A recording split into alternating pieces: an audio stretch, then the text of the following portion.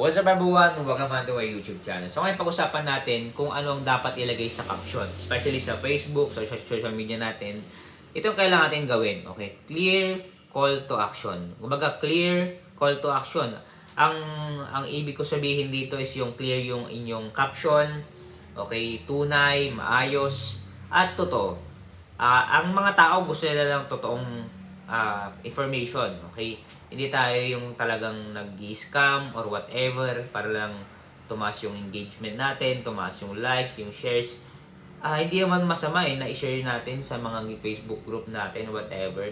Basta ang goal natin doon is yung tama, yung information. Okay? Meron yung paulit na isang picture pero meron tayong binago. Okay? Hindi yung paulit-ulit, di ba? So, yun lang naman, as my insight, as my yun, experience, kailangan lang natin maging clear yung ating call to action. If you want to buy this book, click the Facebook page, subscribe na sa pa kayo. Salamat po, God.